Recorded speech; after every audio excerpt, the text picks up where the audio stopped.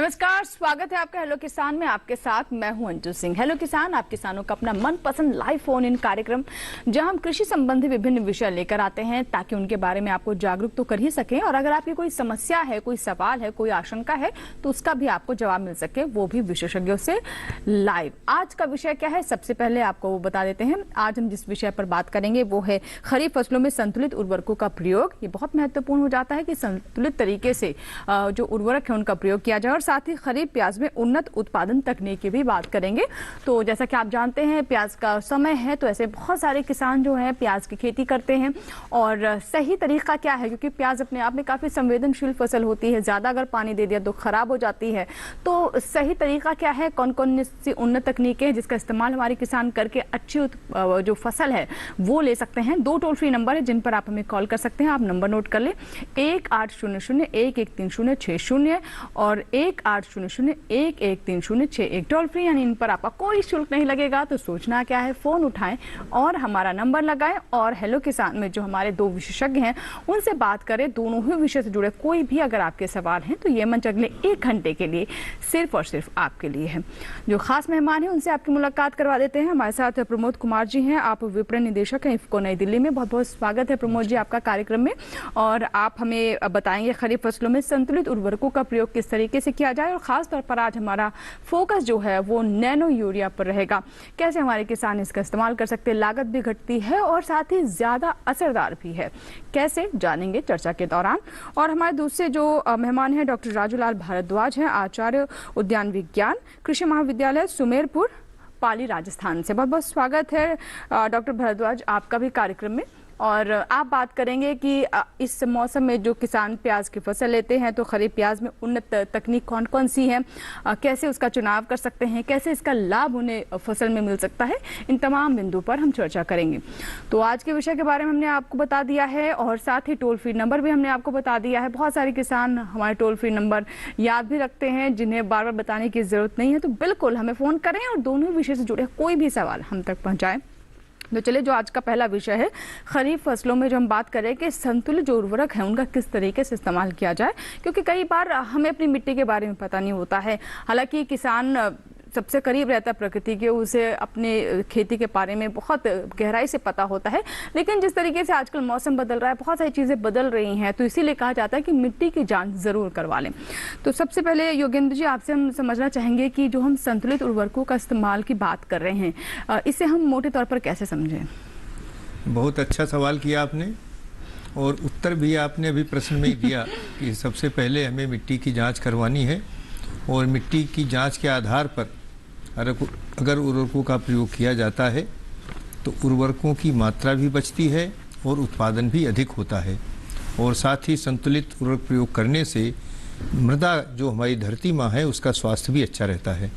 तो संतुलित उर्वरक प्रयोग की पहली कड़ी है मिट्टी की जांच, जिसको किसान भाई करा लिए होंगे, और अगर नहीं अभी कराया है तो पहले की मिट्टी की जांच के आधार पर वो उर्वरकों का प्रबंधन जरूर कर रहे होंगे। और अभी बहुत अच्छा समय था जब फसल कटती है अप्रैल मई के महीने में, तो वहाँ पे मिट्टी की जांच कराना आवश्यक होता है। और अभी एक बार फिर टाइम आएगा जब खरीफ की फसलें कटेंगी सितंबर में या अक्टूबर में, उस समय थोड़ा सा टाइम मिलता है, फिर मिट्टी की जांच हो सकती है। उचित होगा कि संतुलित उर्वरक प्रयोग को उसी हिसाब से हम सुनियोजित करें। और साथ में ये भी जरूर ध्यान रखें, उर्वरकों के साथ साथ जैविक उर्वरकों का प्रयोग करना भी नितांत आवश्यक है। उर्वरक प्रयोग से केवल जो कुछ पोषक तत्व हैं उन्हीं की ही पूर्ति होती है, जबकि ऑर्गेनिक मैटर जो जैविक खाद है, कंपोस्ट की खाद है, कूड़े करकट की खाद है, उसका प्रयोग भी अगर किसान भाई समन्वित रूप से करेंगे तो फिर चाहे कम रासायनिक उर्वरक भी डालें तो उत्पादन अच्छा मिलता है।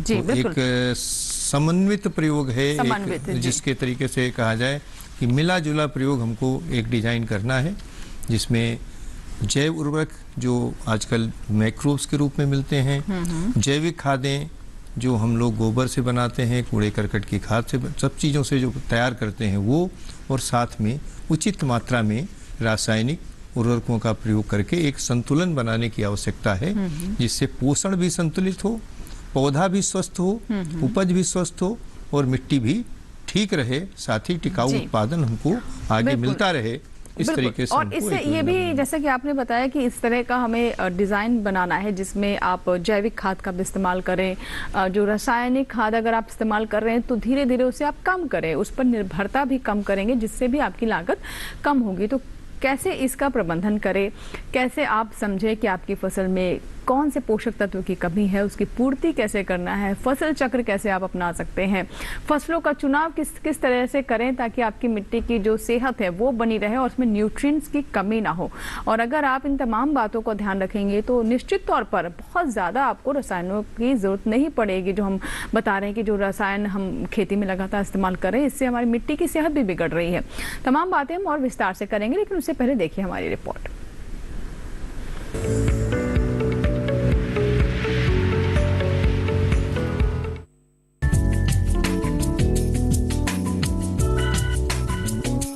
इस समय खेतों में खरीफ की फसल लगी है। खरीफ में अच्छी पैदावार के लिए फसल में संतुलित उर्वरकों का इस्तेमाल करना जरूरी है। खेतों में संतुलित उर्वरकों के इस्तेमाल का असर न सिर्फ उपज पर पड़ता है बल्कि इससे मिट्टी की उर्वरा शक्ति भी बढ़ती है। उर्वरकों के संतुलित इस्तेमाल का मतलब फसल की जरूरत के अनुसार सभी जरूरी पोषक तत्वों को समुचित मात्रा और उचित अनुपात में उचित समय पर मृदा में उपलब्ध कराना है। पौधों के संपूर्ण विकास के लिए 18 पोषक तत्वों की जरूरत होती है। पौधों के लिए जरूरी मुख्य पोषक तत्वों में नाइट्रोजन, फास्फोरस और पोटाश का उपयोग अधिक मात्रा में और अन्य तत्वों का उपयोग थोड़ी मात्रा में किया जाता है। उर्वरकों के संतुलित उपयोग से फसल को तीनों पोषक तत्व सही अनुपात में मिल जाते हैं, जिससे किसान को फसल से अधिक उत्पादन मिल जाता है।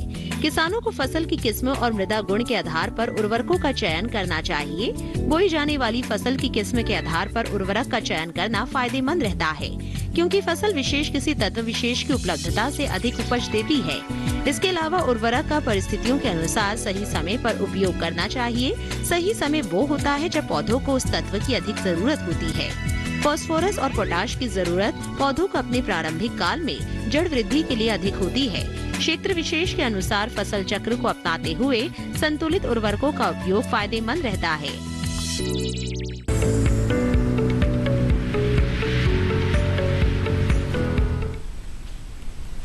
तो भी आपने जाना पोषक तत्वों के प्रबंधन के बारे में, उर्वरकों के प्रबंधन के बारे में, किस तरीके से एक जो सही योजना बनाकर आप आगे बढ़ सकते हैं और फसल को ज़्यादा से ज़्यादा उससे लाभ हो, उसका फ़ायदा हो, इस बात का भी आप ध्यान रखें। बहरहाल बढ़ते हैं आगे और आज का जो हमारा दूसरा विषय है यानी प्याज की हम बात करें। खरीफ प्याज में उन्नत उत्पादन की तकनीक कौन कौन सी है, आइए इस पर चर्चा करते हैं। डॉक्टर भारद्वाज जी हमारे साथ जुड़े हुए सुमेरपुर से। डॉक्टर साहब, जैसे कि हम प्याज की बात कर रहे हैं और ऐसे में हम उन्नत तकनीकों का यहाँ पर जिक्र कर रहे हैं, प्याज में कौन कौन सी उन्नत तकनीकें हैं जिनके बारे में आप बताना चाहेंगे? प्याज बहुत ही महत्वपूर्ण फसल है जी, और इसमें उन्नत तकनीकी इसलिए अपनानी आवश्यक है कि हमारा जो देश का औसत प्याज की उत्पादकता है वो दूसरे देशों के बजाय बहुत कम है। तो लगभग अपने 160 से 180 क्विंटल प्रति हेक्टेयर उपज मिलती है, जबकि अलग देशों में 600 क्विंटल प्रति हेक्टेयर तक उपज प्राप्त हो जाता है। तो हम इसमें उन्नत तकनीकी में बात करें कि नर्सरी से बात, जैसे अभी समय खरीफ प्याज की नर्सरी है तो सबसे पहले नर्सरी उठी हुई क्यारियों में बनी हुई होनी चाहिए और उसमें किसी भी प्रकार के कीट और रोग का प्रकोप नहीं होना चाहिए। अभी लगभग 10 से 15 दिन बाद में नर्सरी का जो है मुख्य खेत में जाना है, पर उसमें किसान भाई विशेष रूप से ये ध्यान रखें कि जब नर्सरी का जो पौधा है वो लगभग इस आकार का हो जाना चाहिए, उसमें 3 से 4 पत्तियां और नीचे जो है 5 मिलीमीटर जैसा छोटा सा बल्ब बन जाना चाहिए। उसकी जड़ें जो है काफी लंबी और थोड़ी मजबूत हो जाए। कई बार किसान भाई क्या करते हैं कि बिल्कुल छोटी पौध को मुख्य खेत में ले जाते हैं और उसमें से बहुत सारी पौध जो है मर जाती है और पौधे से पौधे की दूरी स्वतः ही बढ़ जाती है। अच्छा डॉक्टर साहब, आपके हाथ में भी कुछ मुझे लगता है कुछ ऐसे मैं प्याज की वो रोप दिखाना चाहता हूँ किसान भाइयों को कि ये जो रोप है, ये आप जो प्याज की रोप देख रहे हैं जिसमें ये गांठें देखिए, छोटी छोटी गांठें बन चुकी है और साथ में 3 से 4 पत्तियां जो है, ये वास्तविक पत्तियां जो है आ चुकी है। अब ये जो रोप है ये आप मुख्य खेत में ले जा सकते हो और इसको जब ले जाएं तब उसको जो है कवकनाशी दवा के द्वारा उपचारित करके लेके जाएं। तो पहली चीज है कि अगर हमारी फसल की शुरुआत अच्छी हो गई, और शुरुआत अच्छी का मतलब यह है कि हमारी ये जो रोप जो है वो मुख्य खेत में बिल्कुल स्पष्ट तरीके से और सही दूरी पे लग गई। जैसे अब अगर कुछ किसान बिल्कुल, जैसा कि आप बता रहे हैं कि सही दूरी हो, यानी पौध से पौध की दूरी कितनी होनी चाहिए। आप ये भी बता रहे हैं कि एलिवेटेड बेड, यानी एक तरीके से मेड़ समझ लीजिए या फिर बेड समझ लीजिए, वो बना करके ही आप प्याज की रोपाई करें, क्योंकि आप जान रहे हैं कि कुछ क्षेत्रों में आजकल इतनी मूसलाधार बारिश हो जाती है जिसका अनुमान नहीं होता, और ऐसे में फसल बहुत जल्दी खराब हो सकती है। और प्याज में तो पानी ठहरा नहीं कि आपकी फसल खराब हो जाएगी। बिल्कुल, तो इसलिए जल निकासी की व्यवस्था रहे, पानी ना रुके, इस बात का ध्यान रखना बहुत जरूरी होता है, जिसके बारे में डॉक्टर भारद्वाज अभी हमें बता रहे हैं। आगे और हम चर्चा करेंगे और आपके कॉल्स का भी इंतजार रहेगा, लेकिन उससे पहले देखिए रिपोर्ट।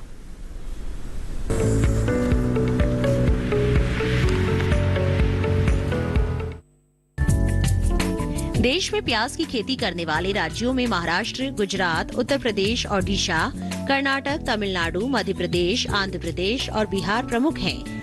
प्याज की खेती अलग अलग तरह की मिट्टी में की जा सकती है। प्याज की खेती के लिए उचित जल निकास और जीवांश युक्त उपजाऊ दोमट व बलुई दोमट भूमि, जिसका पीएच मान 6.5 से 7.5 के बीच हो, सबसे अच्छी मानी जाती है। प्याज को ज्यादा क्षारीय या दलदली मिट्टी में नहीं उगाना चाहिए। प्याज की अच्छी पैदावार में भूमि की तैयारी का खास महत्व है। खेत की पहली जुताई मिट्टी पलटने वाले हल से करनी चाहिए। इसके बाद 2 से 3 जुताई कल्टीवेटर से करें। हर जुताई के बाद पाटा जरूर लगाएं, जिससे नमी सुरक्षित रहे और साथ ही मिट्टी भुरभुरी हो जाए।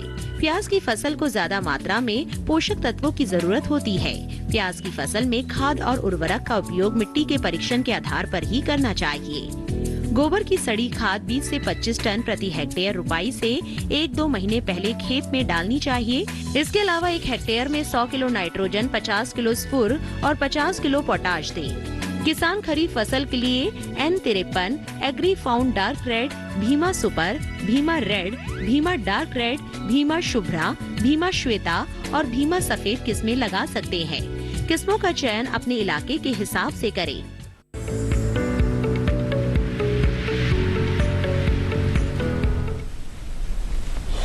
किस्मों का चुनाव आप अपने क्षेत्र के अनुसार करें। और देखिए, प्याज की फसल की बात करें तो हमारा बहुत बड़ा देश है, कहीं पर अभी रुपाई का समय है, कहीं पर प्याज की फसल जो है अब कुछ जगहों पर हो सकता है तैयार भी होने वाली हो।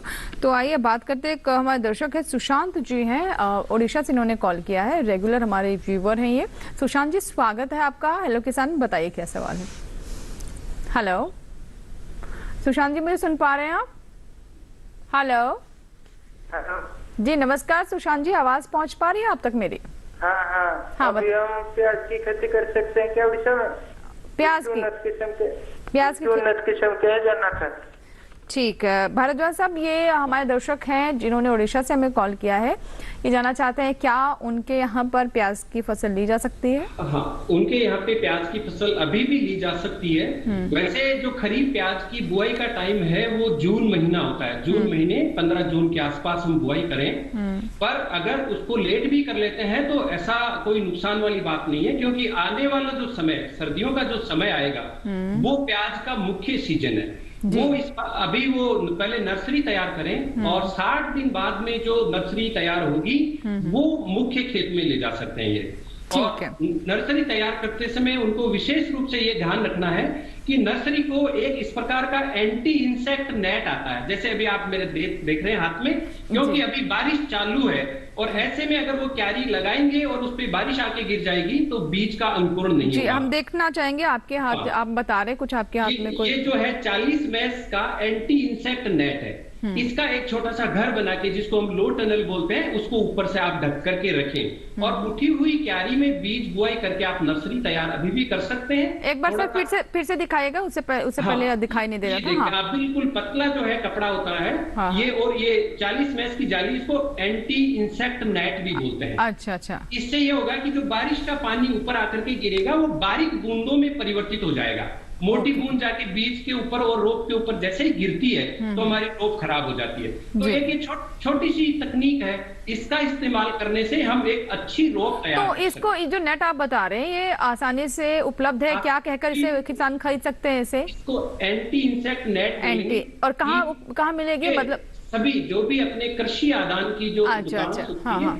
उस पे बिल्कुल आसानी से बहुत ही सस्ती दरों पे मिलता है। हाँ, एक बात का विशेष रूप से ध्यान रखें, कई किसान भाई जो जूट का बैग आता है उसकी छाया कर देते हैं। उसमें क्या है, छाया ज्यादा होने के कारण से प्रकाश संश्लेषण की क्रिया नहीं हो पाती है। अच्छा सर, ये बताइए जो आपने नेट दिखाया है इसको लगाना किस तरीके से, मतलब जैसे मच्छरदानी होती है उस तरीके से लगाएं? हाँ बिल्कुल, मच्छरदानी की तरह। ये आप जैसे हमारी जो क्यारी बनी हुई है उसके दोनों तरफ इसको ऐसे फैला देंगे और इसको जो है छोटे छोटे या तो अपन बांस की खपच्चियां ले सकते हैं या जो है हम अपने लोहे के सरिये की जो मोड़ के ऐसे अर्ध चंद्राकार में मोड़ के उस क्यारी के ऊपर ऐसे ढक देंगे अपन। बिल्कुल, जैसे टनल बनाते हैं पॉली हाउस वगैरह में उसी तरीके से। हाँ। इसको हम लो टनल भी कह सकते हैं। और इससे बहुत सारे, एक तो कीड़े नहीं जाएंगे अंदर और दूसरा अभी जो बारिश का, और विशेष रूप से उड़ीसा में तो बारिश ज्यादा होती है तो वहां पे बारिश में बीज और सारी क्यारी बहने की संभावना रहती है। तो आप इससे ढक करके रखेंगे तो अंकुरण अच्छा होगा। पर जो मैं दूसरी बात बताना चाहता हूं कि इसके अलावा दूसरे कपड़े का इस्तेमाल नहीं करें। उससे क्या होता है कि अंकुरण घट जाता है। दूसरा ये होता है प्रकाश संश्लेषण की जो क्रिया शुरुआत की दौर में चाहिए वो नहीं हो पाती है, जिससे पौध हल्की पीली पड़ जाती है।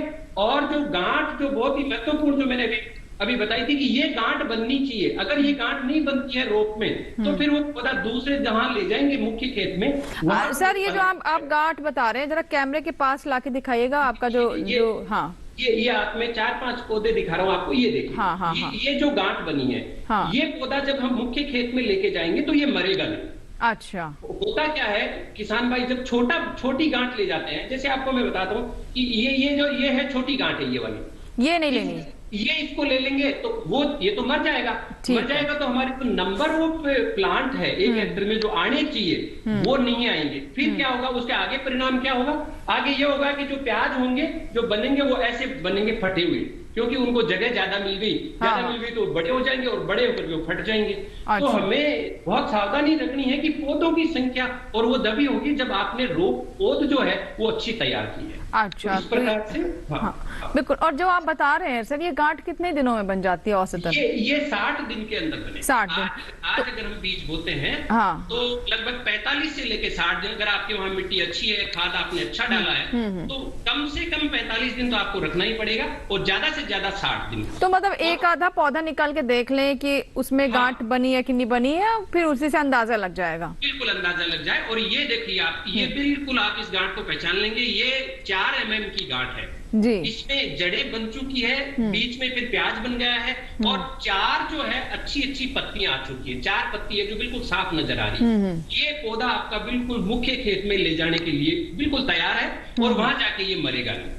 तो हमारी जो पौधों की संख्या है वो बराबर बनी। बिल्कुल, बहुत अच्छी बातें हैं, बहुत बारीक बातें हैं। और देखिए अगर आप इसका ध्यान रखते हैं कि कितने पत्ते हो जाएं जब आप नर्सरी से मुख्य खेत में अगर जब आपको प्याज को लगाना है, और गांठ बनी होनी चाहिए, क्योंकि अगर आप सही समय पर और सही स्थिति में अवस्था में अगर आप नहीं पहुंचाएंगे पौध को तो नुकसान होने के ज्यादा होते हैं। यानी जर्मिनेशन एक तरीके से खेत में जो पौधे आगे तक बनेंगे या फिर जो कंद में तब्दील होंगे उनकी संख्या फिर घट जाती है। तो ये बहुत महत्वपूर्ण चीज है। और देखिए इससे फायदा भी ज्यादा है और लागत भी एक तरीके से आपको बता दें कि कम हो जाती है, क्योंकि नुकसान कम होता है। और एक कॉलर है, उनसे बात कर लेते हैं। राजधानी दिल्ली से हमारे साथ है फोन लाइन पर। हेलो, माफ कीजिएगा, नंद स्वरूप मिश्रा है हमारे साथ, जिन्होंने उत्तर प्रदेश के बाराबंकी से कॉल किया है। हेलो, नमस्कार सर, मैं नंद स्वरूप मिश्रा बोल रहा हूँ बाराबंकी से। मैं जानना ये चाहता हूँ, हमारे पोषक तत्व होते हैं तो कुछ पोषक तत्व हमारे जो है जमीन के ऊपर काम करते हैं, वर्षा है, हमारा वायु, कार्बन डाइऑक्साइड गैस है, हमारा ऑक्सीजन है, और कुछ जो जमीन के अंदर पोटास है, नाइट्रोजन है, हमारा पानी है, जस्ता है, फास्फोरस है, ये चीजें जो जमीन के नीचे हमारी क्या करती है, सावधानी किस प्रकार से बरतते हैं? ठीक है, न्यूट्रिएंट्स सारे गिना भी दिए इन्होंने। सावधानी कैसे बरतें? सावधानी ये बरतनी है नंद किशोर जी कि जो भी आप बेसल ड्रेसिंग में खाद का इस्तेमाल करते हैं, आपने बताया उसमें जस्ता कर सकते हैं और जो भी डीएपी कर सकते हैं, यूरिया भी करते हैं, कुछ और सूक्ष्म पोषक तत्वों का प्रयोग बेसल ड्रेसिंग में करते हैं। अब इस समय जो परिस्थिति है किसान के सामने कि या तो जहाँ पे वर्षा देरी से हुई है, बहुत सारी जगह अभी रुपाई का काम चल रहा है, और बहुत सारी जगह जहाँ वर्षा समय से हो गई है वहाँ रुपाई समाप्त हो चुकी है। तो एक तरीके से दोनों तरीके के काम हो रहे हैं। कुछ पे जहाँ पे बहुत विलम्ब से बारिश है वहाँ अभी भी खेत खाली हैं। जी जी। तो कई तरीके की परिस्थितियां अभी खेत में हैं। पोषक तत्वों का जो प्रयोग है वो हमने पहले बताया कि जैसे सूक्ष्म पोषक तत्वों की बात की तो सूक्ष्म तत्वों का भी परीक्षण आप करा सकते हो। तो परीक्षण के अनुसार सूक्ष्म पोषक तत्वों का भी प्रयोग हमें करना चाहिए। जी जी। अगर खड़ी फसल में सूक्ष्म पोषक तत्वों की कमी होती है, जैसे धान के खेत में जिंक की कमी हो जाती है, तो वहाँ पे जिंक सल्फेट का आप जो है स्प्रे करते हो, उसमें कुछ यूरिया का भी थोड़ा सोल्यूशन मिलाते हो 1% 2% और उसके बाद स्प्रे करते हैं तो जिंक की कमी पूरी होती है। तो फिर जहाँ पे जो कमी होती है उस हिसाब से उन पोषक तत्वों का प्रयोग किया जाता है।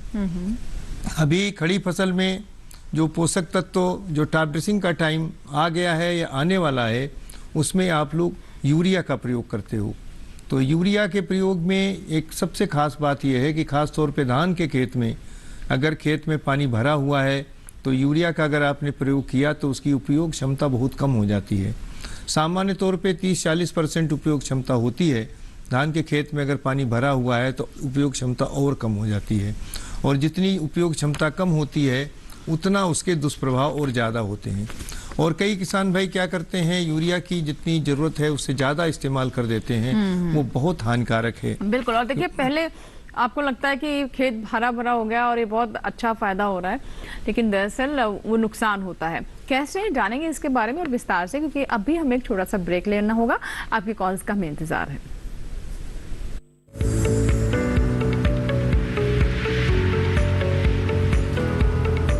अरे भाई सुना नहीं क्या, केसीसी ने किसानों का जिंदगी बदल दिया है। देश के छोटे किसान 1,60,000 रुपए तक का कर्ज बिना किसी गारंटी को ले पाएंगे। ब्याज खोरों से भी पीछा छुटा। मैं तो जैविक खेती का पूरा सामान मंगा लिया, केसीसी का भी कोई दबाव नहीं है। ब्याज चुकाने के लिए पूरा 1 साल मिलता है। समय पर भुगतान करने पर केवल 4% के सालाना ब्याज पे लोन मिल गया मुझे। अपना आधार कार्ड, लेटेस्ट फोटो और जमीन के कागजात लेके अप्लाई करो बस। और नामांकन भरने के लिए जेब भी ढीली नहीं करनी पड़ी।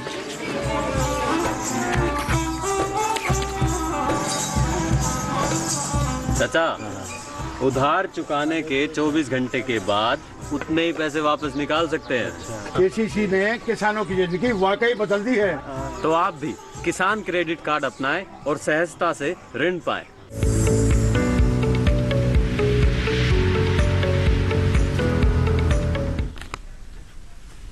ब्रेक के बाद एक बार फिर आपका स्वागत है। आप देख रहे हैं हेलो किसान। आज हम बात कर रहे हैं कि कैसे आप पोषक तत्वों का सही तरीके से इस्तेमाल कर सकते हैं, संतुलित इस्तेमाल कैसे करें, उर्वरकों को कैसे आप अपनी फसलों में डालें, इसके बारे में बात कर रहे हैं। और साथ ही खरीफ में प्याज का कैसे नई तकनीक या आधुनिक तकनीक का इस्तेमाल करके उसके उत्पादन को बढ़ाया जा सकता है, उसकी गुणवत्ता को बढ़ाया जा सकता है।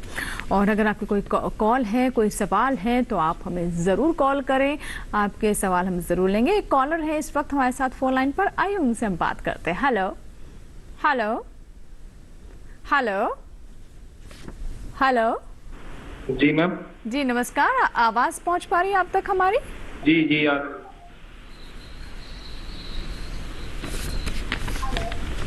जी हाँ, अनुरोध करना चाहेंगे सभी दर्शकों से और आपसे भी कि कृपया अगर आप टेलीविजन को पहले म्यूट कर दें, अपना सवाल पूरा कीजिए, जवाब सुनने के लिए वापस से आवाज कर सकते हैं।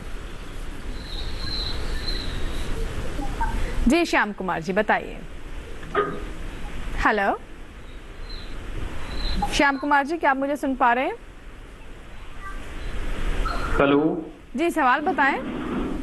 जी मैम, हम मध्य प्रदेश से बोल रहे हैं, टीकमगढ़ जिले से। जी जी बताइए, सवाल बताएं। बरसात में कौन सी किस्म की फसल लगा सकते हैं प्याज की? प्याज की किस्म जानना चाहते हैं आप? जी जी। और आप कौन से जिले से हैं? टीकमगढ़ मध्य प्रदेश। ठीक है। डॉक्टर भारद्वाज क्या बताना चाहेंगे? प्याज की आप मध्य प्रदेश में एग्री फाउंड डार्क रेड और N53 और भीमा लाल, और अगर सफेद प्याज लेना चाहते हैं तो भीमा सफेद। ये किस्में जो है इस समय लगाने के लिए। इसके अलावा अर्का कल्याण भी एक बहुत अच्छी किस्म है जिसको हम खरीफ सीजन में लगा सकते हैं जी। और लेकिन ये जो आपने एग्रीफॉर्म डार्क बताई, ये आसानी से उपलब्ध भी हो जाते हैं, मिल भी जाती है और बहुत अच्छी किस्म है। बिल्कुल, राष्ट्रीय बीज निगम पे भी उपलब्ध है और दूसरे सोर्स से भी आसानी से मिल जाती है, इसकी कोई कमी नहीं है और मध्य प्रदेश में आसानी से उपलब्ध हो जाएगी। तो आप ये किस्म ले सकते हैं। इसका जो बल्ब है वो इस आकार का बनेगा, ऐसे लाल कलर का, हल्के लाल कलर का प्याज।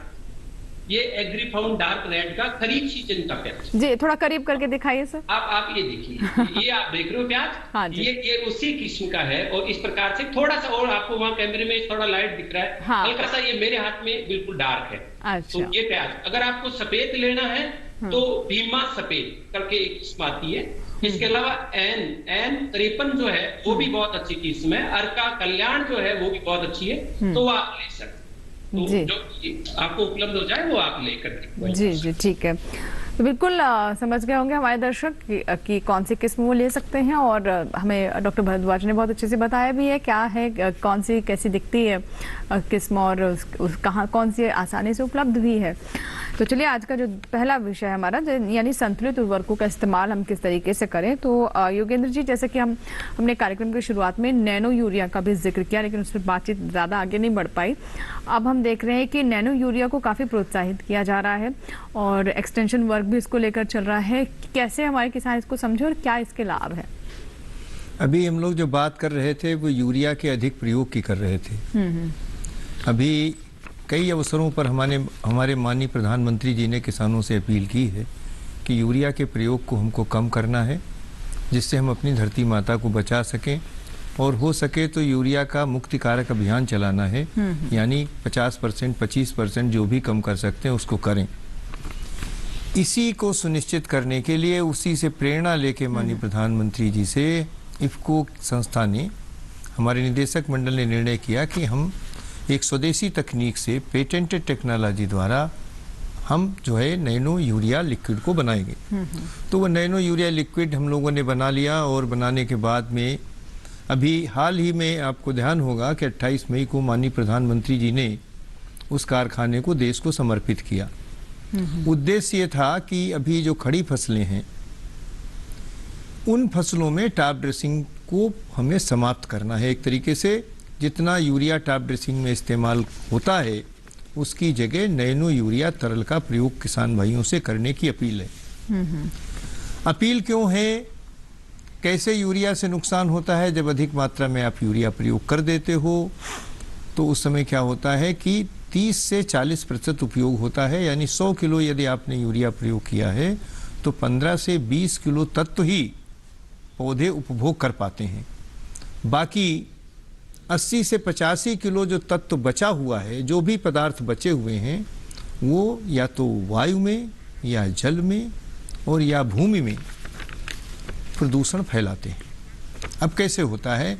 जब आपने यूरिया का अधिक इस्तेमाल कर दिया तो जमीन में अम्लीयता आती है, जमीन में दूसरे पोषक तत्वों की उपलब्धता प्रभावित होती है जी। फसल विलंबित होती है, पकती देर से है, कीड़े मकोड़े अधिक लगते हैं, ये नुकसान है जमीन में। और वायु में जाती है तो कार्बन डाइऑक्साइड, मीथेन और जो नॉक्स है, नाइट्रस ऑक्साइड है, इन गैसों का उत्सर्जन होकर के वायुमंडल को प्रभावित करती है, यानी प्रदूषित करती है। और अगर जल में जाती है तो नाइट्रेट के रूप में जल में भी प्रदूषण करती है, जिससे जल पीने लायक नहीं होता है, नुकसान पहुंचा सकता है। तो इन सब से बचने के उपाय है नैनो यूरिया तरल। इसके प्रयोग से यह 500 मिलीलीटर की एक सीसी है और उसको 1 बोरी यूरिया की जगह इस्तेमाल करना है। हम यद्यपि कहते तो 1 बोरी है, लेकिन इससे और अधिक यूरिया के कम किया जा सकता है। ऐसी बहुत सारी रिपोर्ट, बहुत सारी ऐसे शोध, बहुत सारे ऐसे परिणाम वैज्ञानिकों ने हमको दिए जी जी। तो उसमें प्रयोग करने से क्या होता है, जब 500 मिलीलीटर की एक बोतल का प्रयोग करते हैं, उसमें जो पदार्थ है उसका 86% भाग पौधे पत्तियों के माध्यम से वो शोषित कर लेते हैं जी, जी, जी। और बचता है उसमें बहुत थोड़ा 3-4 ग्राम केवल बचता है 1 एकड़ में, वो भी कोई हानि नहीं पहुंचाता है, वो डिकम्पोज होकर समाप्त हो जाता है। तो आप देखिए फर्क कितना है, वहाँ पे कोई प्रदूषण नहीं है और यहाँ पे इतना प्रदूषण हो रहा है। पहला फर्क तो ये। दूसरा फर्क किसान भाइयों को हमें बताना चाहेंगे कि नैनो यूरिया के प्रयोग से फसलों का उत्पादन जो है 7 से 8% बढ़ता है। 7 से 8%। ये भी कई तरह से हमारी लागत कम हो रही है। एक तो आपका उत्पादन बढ़ रहा है, तो इससे आपको ज्यादा लाभ है। उत्पादन बढ़ने के लिए हमने पूरे देश में किसानों के खेतों पर 94 फसलों पर इसका प्रयोग किया। जी। और जो शोध संस्थान है, देश के जितने प्रतिष्ठित शोध संस्थान हैं, IARI, ICR के तमाम इंस्टीट्यूट, कृषि विश्वविद्यालयों में भी इनका परीक्षण कराया गया। तो जो औसत आया वो 7 से 8% उत्पादन बढ़ा। जी, देखिए कई सारे फायदे हैं इसके। अब 7 से 8% अगर उत्पादन बढ़ेगा जी तो उससे जो आमदनी भी है किसान की निश्चित रूप से बढ़ेगी। ठीक है, एक कॉलर है दीपक है, जिन्होंने शाहजहांपुर से हमें कॉल किया है। आइए बात करते हैं। दीपक जी, आप सुन पा रहे हैं मुझे? स्वागत है आपका।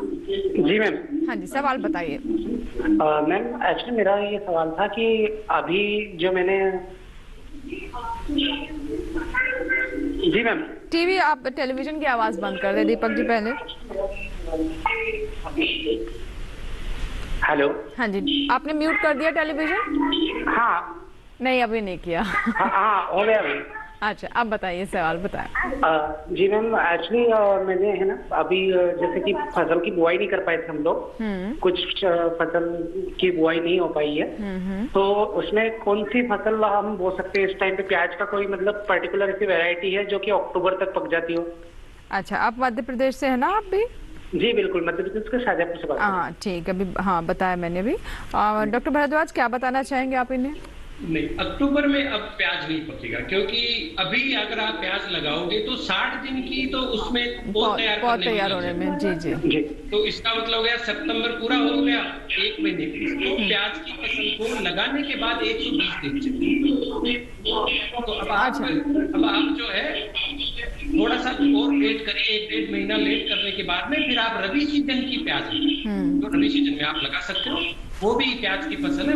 बस उसमें एक ही रहता है कि रबी सीजन की जब प्याज कट के आती है, तैयार होती है, उस समय बाजार में प्याज के भाव कम होने के चांस ज्यादा हो जाते हैं, क्योंकि वो अप्रैल महीने में जाकर के तैयार होती है और मई महीने में बहुत सारे क्षेत्रों में जो है बारिश शुरू हो जाती है और तापमान ज्यादा रहता है। तो वहां पे किसानों की समस्या ये आती है कि तापमान ज्यादा होने के कारण से और बारिश शुरू होने के कारण से जैसे ही वो भंडारण करते हैं तो वहां भंडारण में प्याज में इस प्रकार की स्थिति आ जाती है। जैसा आप देख रहे हैं कि इसमें प्याज में जो है अंकुरण हो गया, ये देखिए, ये भंडार गृह में ऐसा जैसे ही नमी मिलेगी प्याज को तो और भारद्वाज सर, ये अंदर से काला काला भी हो रहा है, ये किस वजह से? ये नमी के कारण से ये अब ये प्याज जो है खाने की स्थिति में नहीं रहेगा। तो ये जो रबी सीजन का प्याज हम बोते हैं, और विशेष रूप से ऐसे क्षेत्र जहाँ पे किसानों के पास भंडारण की उचित व्यवस्था नहीं है और तो एक साथ किसान भाई बाजार में प्याज लाते हैं, कई बार प्याज की दरें जो है बहुत कम हो जाती है। इसको बचने के लिए हमें ये करना है कि कुछ क्षेत्र में हम खरीफ में भी प्याज करें।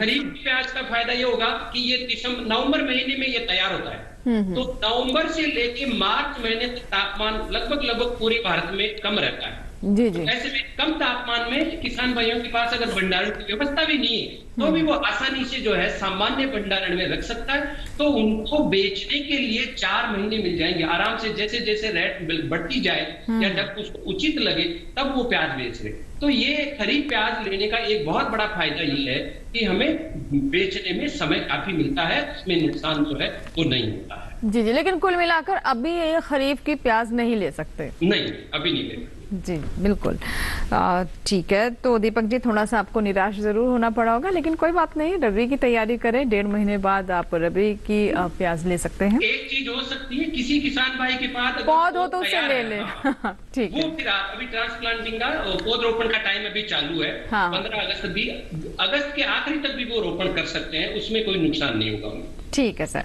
चलिए यहाँ पर हमारे लिए वक्त हो गया एक और छोटे से ब्रेक का। ब्रेक के बाद भी दोनों ही विषयों पर हम चर्चा करते रहेंगे और आपकी कॉल्स का भी इंतजार है। छोटा सा ब्रेक।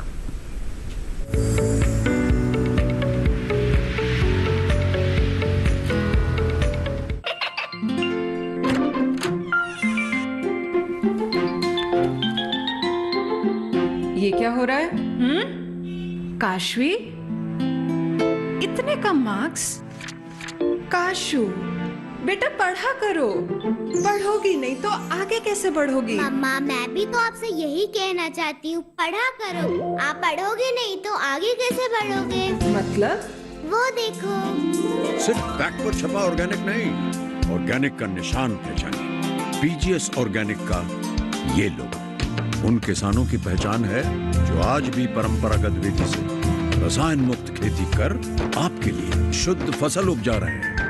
अब समझे मम्मा, अगर मैं प्योर ऑर्गेनिक फूड नहीं खाऊंगी तो अच्छे मार्क्स कहाँ से लाऊंगी? अच्छा बच्चों। जैविक खेती की इस मुहिम को आगे बढ़ाइए, शुद्ध ऑर्गेनिक अपनाइए।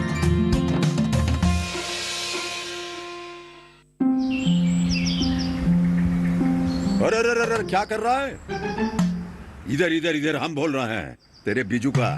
पुतला बोल रहा है? हाँ, पक्षियों से तो हम खेत को बचा लेते हैं, पर इन घातक रसायनों से कैसे बचाएं? मतलब? देख बेटा, तू जो ये अंधाधुंध रसायन मिलाता है ना, मिट्टी की सेहत बिगड़ने लगी है। और जब माटी ही कमजोर पड़ जाएगी तो उपज कैसे सेहतमंद होगी? हाँ? अरे पहले ऐसा नहीं था। पूछना अपने बड़े बुजुर्गों से, कैसे फसल लहलहाती थी, शुद्धता झलकती थी। हाँ, माटी भी तंदुरुस्त और लोग भी। अब पहली वाली बात कहाँ? पर अब तो सब यही डाले हैं। सब नहीं, आज भी लाखों जागरूक किसान परंपरागत विधि से फसल उगा रहे हैं। खर्चा कम और उपज की कीमत भी बेहतर पा रहे हैं। ठीक है भाई, मैं भी आज से जैविक खेती शुरू करूंगा। माटी से प्रेम की परंपरा है परंपरागत खेती।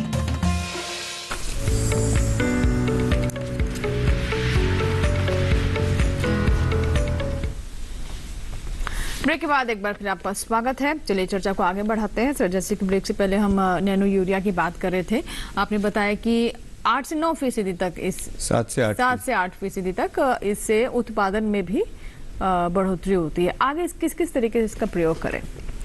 7 से 8% उत्पादन बढ़ने के साथ साथ एक जो बहुत अच्छा प्रभाव फसल के ऊपर पड़ता है वो भी मैं आपको बता दूं, फिर प्रयोग विधि भी बताता हूं। उसकी जो उत्पाद पैदा होते हैं उनकी गुणवत्ता भी बढ़ती है, और उसके हमने फसल पैदा करा करके उनकी गुणवत्ता को चेक भी कराया है। तो उसमें हर जो मानक है वो बढ़ा हुआ मिला है। प्रोटीन बढ़ी हुई मिली है, सब चीज़ों में वृद्धि हुई है, ऑयल कंटेंट बढ़ गया है। सेव के बागानों में यूज किया तो सेव की क्वालिटी में बहुत परिवर्तन हुआ, बहुत बढ़ी। अच्छा। उसमें स्वीटनेस बढ़ी, उसमें ठोस हुआ, उसमें बड़े सेव लगे, मतलब हर तरीके से क्वालिटी में भी वृद्धि होती है। फिर एक और सबसे जो आसान बात है किसान भाइयों के लिए, मिलने में सुलभ है। सुलभ ऐसे है कि हम इसको बिक्री केंद्रों तक पहुंचाते हैं, और पहुंचा करके किसान भाइयों को समस्त हमारे सहकारी समितियों पे, दूसरे हमारे जो इंस्टीट्यूशंस के केंद्र हैं उनके माध्यम से, और भी हमारे दूसरी संस्थाएं हैं उनके माध्यम से इसको हम किसान तक पहुंचाने का काम करते हैं। और किसान के लिए आसान है। मान लो किसी किसान को 50 बोरी यूरिया क्रय करनी है, उसे कहीं ले जाना है, तो उसको ट्रैक्टर ट्राली या किसी चीज़ की व्यवस्था करनी पड़ेगी। ये बहुत आसान है, झोले में रख सकते हैं आप। 2 झोलों में 25-25 बोतल लेके और साइकिल से या किसी मोटरसाइकिल से ले जा सकते हैं। तो ले जाने लाने में सुलभ है, भंडारण करने में सुलभ है। और केवल किसान भाई प्रयोग विधि की जब बात करें तो एक बात कहते हैं कि भाई इसमें स्प्रे करना पड़ता है। अब किसान भाई आप सभी लोग स्प्रे करते हैं, बहुत सारी चीज़ों का स्प्रे आपको करना पड़ता है। तो उसमें आपको या तो उनके साथ भी कर सकते हैं अगर समय हो, और नहीं समय है तो मैं ये कहता हूँ अगर अलग से भी स्प्रे करना पड़ता है तो भी कोई चिंता की बात नहीं है। 1 एकड़ के स्प्रे करने में अगर बैटरी चालित स्प्रेयर से आप स्प्रे करते हो तो 1.5 घंटे करीब लगता है 1 एकड़ में। तो एक दिन में कोई भी व्यक्ति अगर स्प्रे करना हो तो 3 एकड़ तक का स्प्रे आसानी से कर सकता है। अब 1 एकड़ के स्प्रे में जो खर्चा औसतन जो आता है वो 200 रुपये के आसपास आता है। तो यानी अगर 200 रुपये आपको ज़्यादा भी खर्च करना पड़ता है और 8% नहीं अगर 5% भी उत्पादन बढ़ जाता है, या मान लो आप कहोगे भाई 8 नहीं बढ़ता हमारा कम बढ़ा, कुछ भी बढ़ेगा, मान लो 5% भी बढ़ता है तो कम से कम 2000 रुपये की अतिरिक्त आमदनी 1 एकड़ से किसान भाइयों की होती है।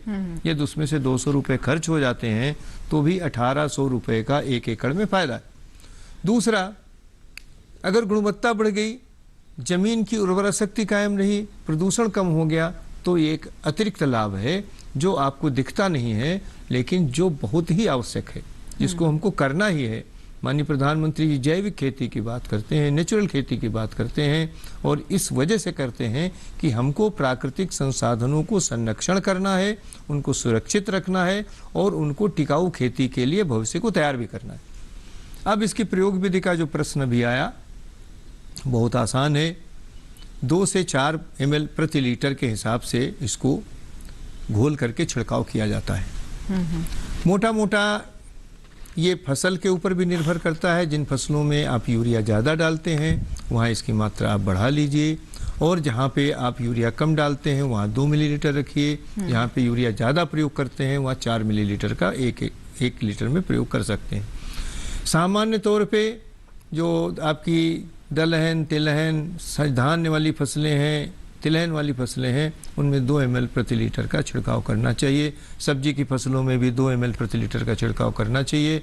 अगर जैसे फसलें गन्ना की हैं, केले की हैं, आलू की हैं, जहाँ नाइट्रोजन की आवश्यकता ज़्यादा है वहाँ पे 4 ml प्रति लीटर का छिड़काव करें, और छिड़काव 2 बार करें।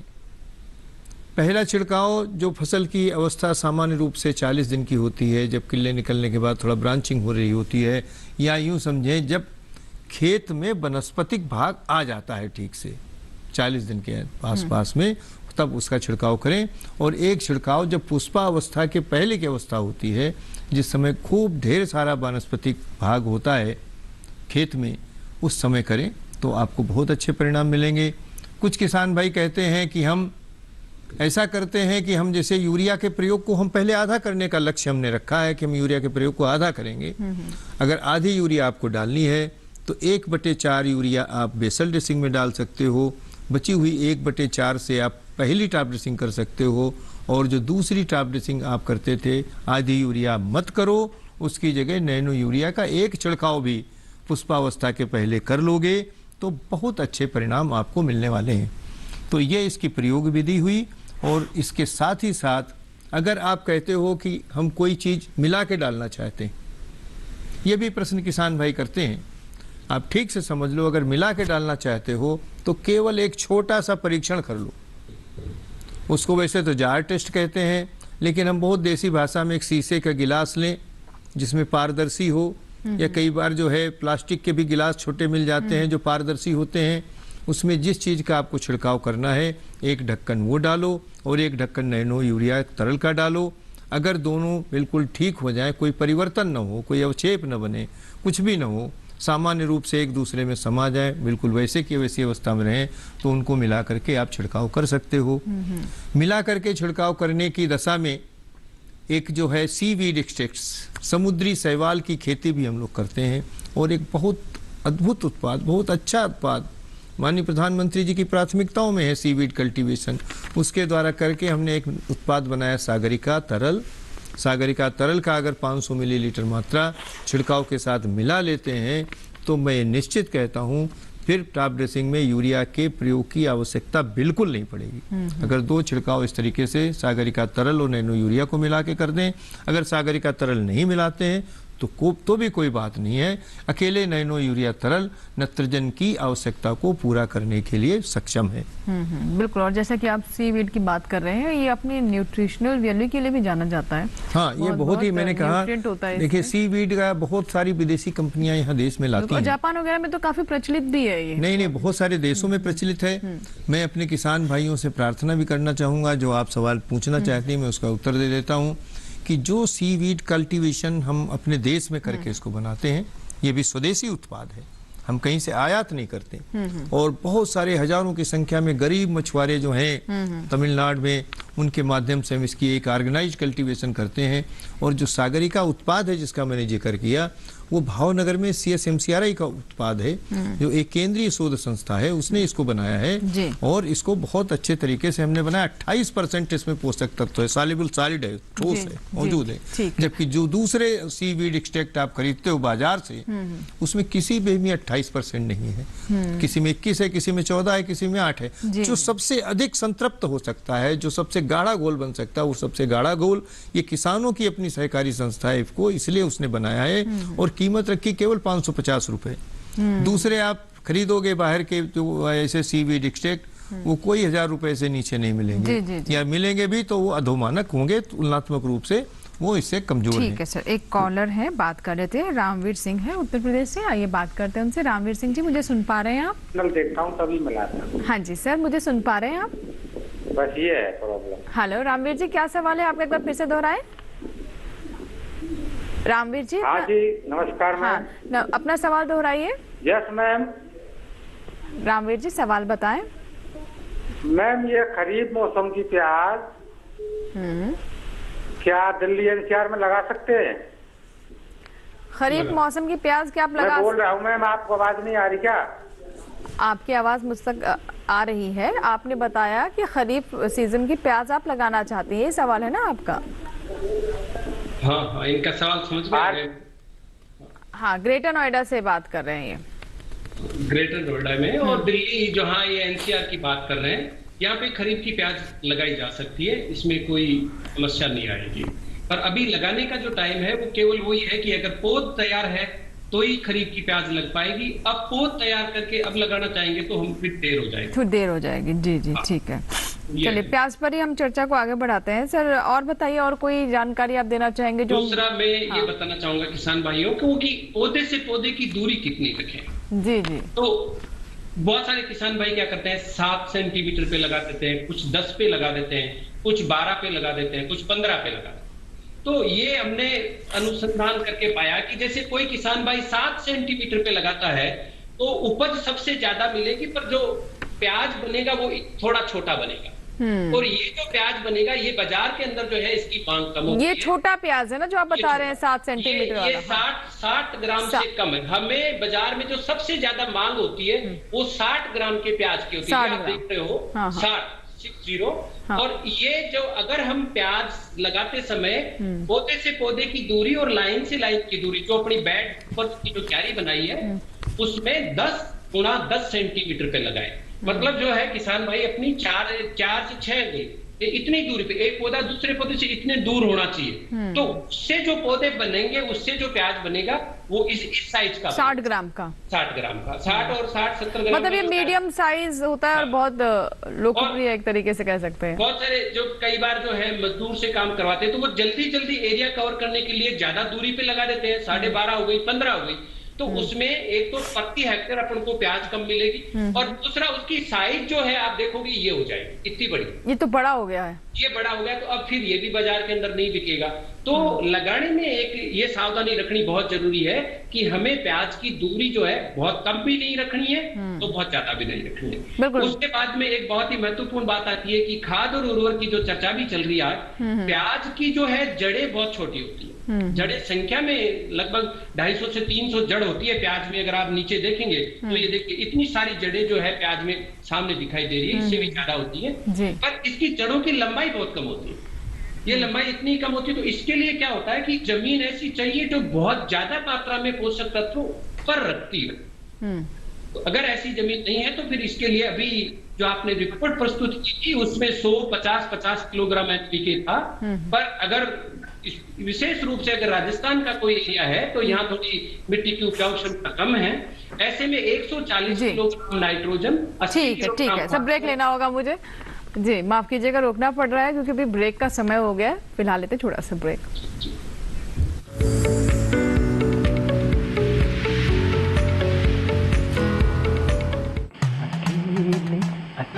अरे वाह भैया, अकेले अकेले। अरे तू भी ले, पर खाएगा कैसे? मैं ऑर्गेनिक खेती की बात कर रहा रे बेटे। अकेले अकेले खेती कब तक करेगा? मतलब गांव में 20-25 किसानों का समूह बना के पंजीकरण करवा ले, फिर सरकारी ट्रेनिंग भी मिलेगी और मुफ्त जैविक बीज खाद भी। फिर पीजीएस ऑर्गेनिक की सरकारी मोहर के साथ तेरी उपज आकर्षक पैक में पहुंचेगी बड़े बाजार तक। अच्छा? हाँ। अरे भाई कहाँ चल दिया? सबको साथ लाने, आमदनी बढ़ाने। तो किसान भाई समझ गए ना? साथ मिलकर ऑर्गेनिक खेती कीजिए, अपनी परंपरा को आगे बढ़ाइए, ज्यादा मुनाफा कमाइए। माटी से प्रेम की परंपरा है परंपरागत खेती।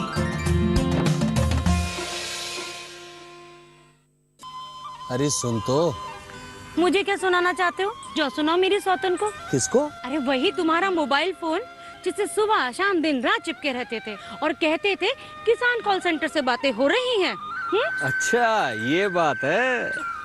हाँ क्यों, क्या हुआ? अब बात नहीं होती क्या? अब तो झट से बात हो जाती है। ऐसा क्या? हाँ, अब तो ज्यादा लाइनें और खास तकनीक के कारण खेती के माहिरों से तुरंत बात हो जाती है। और अगर कभी लाइन व्यस्त हो तो अपनी समस्या फोन पर रिकॉर्ड करा दो, वहाँ से फोन आ जाता है और समस्या की हल का मैसेज भी आ जाता है। ये देखो आ गया। अरे वाह, इसका मतलब इंतजार की घड़ी अब खत्म। हाँ। तभी मैं सोचूं कि आजकल मुझ पर इतना प्यार क्यों आ रहा है। कृषि संबंधी समस्याओं का अपनी भाषा में तुरंत हल पाने के लिए पूरे भारत में किसी भी फोन से हेल्पलाइन नंबर पर संपर्क करें। किसानों का दोस्त किसान कॉल सेंटर।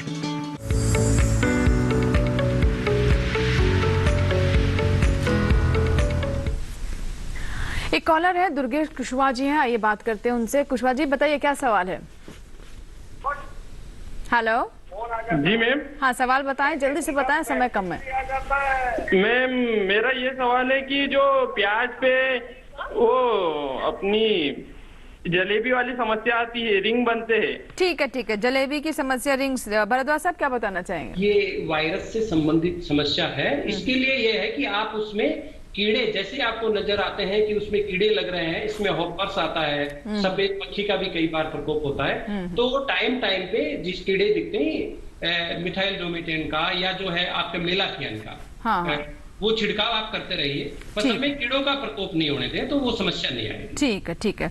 आप यूरिया पर बात कर लेते हैं, नैनो यूरिया के बारे में। सर अब इसकी उपलब्धता क्या क्या है, क्या बताना चाहेंगे दर्शकों को? उपलब्धता के बारे में मैंने आपको बताया, सभी सहकारी समितियों पे, अन्य संस्थाओं के बिक्री केंद्रों पे, निजी क्षेत्र में भी इसकी उपलब्धता है और सभी जगह ये उपलब्ध है। उपलब्धता इसलिए सुनिश्चित की गई, किसान भाई इसको प्राथमिकता पे क्रय करें। और अभी समय टॉप ड्रेसिंग का है तो यूरिया के प्रयोग को कम करके निश्चित रूप से आप एक संकल्प लें, हम नैनो यूरिया तरल का प्रयोग करेंगे। एक और बहुत अच्छा माध्यम है उपलब्धता का, हम किसान भाइयों के लिए एक ई-कॉमर्स पोर्टल भी चलाते हैं, ऑनलाइन भी ले सकते हैं, ऑनलाइन भी उपलब्ध है। अच्छा। केवल ifcobazaar.in पे जाएंगे और जितने भी गैर अनुदानित कृषि निवेश हैं वो सारे के सारे आपको ऑनलाइन उपलब्ध है। उसमें नैनो यूरिया प्रमुखता पे उपलब्ध है। अच्छा। और जितने भी उत्पाद हैं उनके बारे में उसका पूरा विवरण वहां पे दिया हुआ है। कीमतें बिल्कुल वही हैं जो आप किसी दुकानदार के पास खरीदोगे, जितने की वहां मिलेंगी। ऑनलाइन आप बुक करा दोगे, आपके घर बैठे वो सारे सामान भेजे जाते हैं। जो उसको भेजने का खर्चा है वो आपकी संस्था इसका वहन करती है, आपको नहीं वहन करना है। अब सर क्योंकि कार्यक्रम को समाप्त करने का समय है, लेकिन फिर भी मैं एक दर्शक है, पहले उनका सवाल ले लेते हैं। हेलो, चलिए शायद ठीक है, कोई बात नहीं, संपर्क नहीं हो पा रहा है। सर अब चलते चलते मैं आपसे जानना चाहूंगी कि देखिए हमने बहुत सारी बातें बताई कि ये बहुत छोटा है, स्टोरेज करना आसान है, ट्रांसपोर्ट करना आसान है और इससे उत्पादकता भी बढ़ती है, लेकिन फिर भी किसानों के मन में अभी भी संशय है कि कहाँ वो बोरी बोरी भर लगता था और हम खेतों में ऐसे ऐसे करके डालते थे और वो एक छोटी सी बॉटल है, ये काम करेगी। थोड़ा सा उन किसानों में विश्वास पैदा करने के लिए क्या कहना चाहेंगे? देखिए किसान भाइयों, ये भ्रम दिमाग से निकाल दीजिए। बहुत छोटा उदाहरण है, पहले आप 200 वाट का बल्ब लगाते थे, अब 9 वोल्ट की 6 वोल्ट की एलईडी लगा देते हो, प्रकाश उतना होता है।